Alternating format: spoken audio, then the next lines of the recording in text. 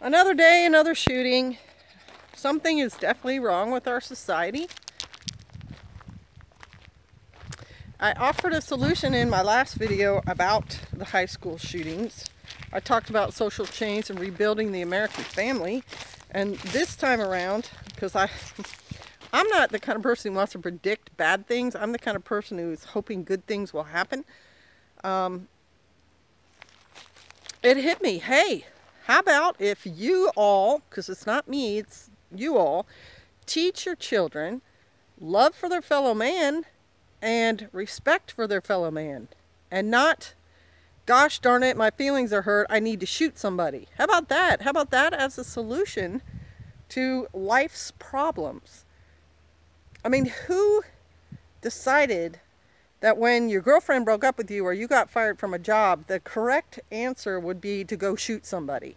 Because it's not. I mean, it's definitely not the answer.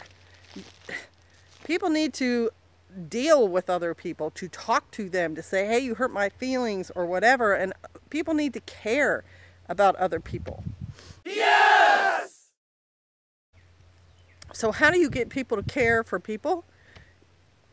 It's got to start somewhere with somebody caring about somebody, but you've got to teach your children to care about other people too.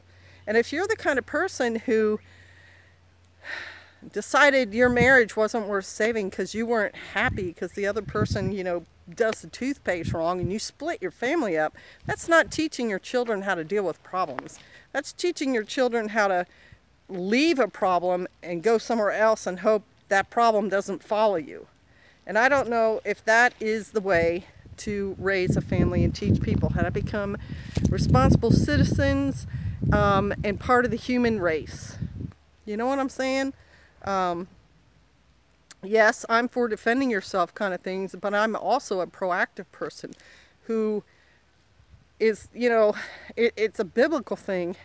Do unto others as that you would have them do unto you. Reap what you, or sow what you're going to reap. But I'm also just a regular modern person, and that pay it forward thing is a whole lot better than the shoot people when you're unhappy thing. So how about it? How about love for your fellow man? How about you show your caring that way and not this hateful spewing forth kind of stuff? And two, respect for other people's space. You know what I'm saying? Yeah. And that's not up to me because I've already raised my kids. They are caring people. It's up to you, next generation, to raise your children correctly in how to behave with other people.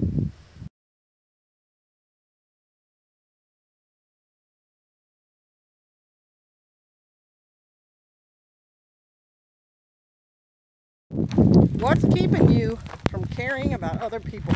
What's keeping you from helping other people? Especially if you have something. If you have money, if you have resources, if you have property, goods, are you helping other people with them, or are you taking advantage of other people? Because for a generation who have no hope, what's going to make the bigger impression? Another person who doesn't care about them at all and is willing to throw them under the bus? Or a person who cares about them and is willing to show them kindness and generosity? I'm going to argue, if I'm in the opposite position, if I'm someone with nothing, as Jesus said, I think it was Jesus, maybe it was Paul, what good is it for you to say to someone who's hungry, be fed, brother, and bless you, and you don't actually do the feeding?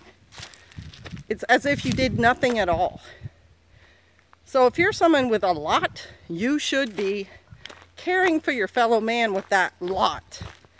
And again, if I'm the person laying in the ditch hungry, and you walk by and tell me, hey, be fed and be blessed, and you don't do anything about it to help me, you've done nothing. I can lay there and tell myself that, but if you come by and you've got a, you know,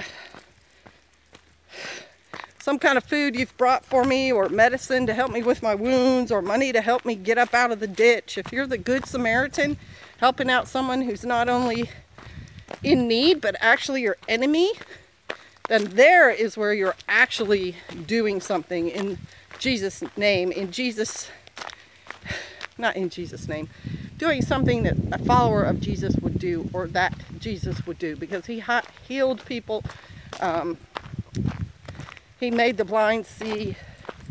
He brought spiritual deliverance to people. And so that's the example you should be taking it from, not some modern example of what. The thing that I left out about this last shooting is how it ended. There were 2 people wounded, but the school resource officer took down the shooter with 1 shot, responded very quickly to the incident, and it all worked out okay. So that may be one of the solutions that people are going to offer up. It is a solution, but the problem with it is then you now have to have like a school resource officer in every school across the nation. It's just tons and tons of logistic problems there.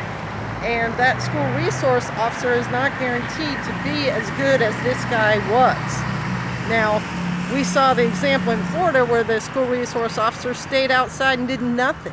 So it's not a guarantee, but I get that it's one of the solutions, and in this case it was a wonderful thing that happened.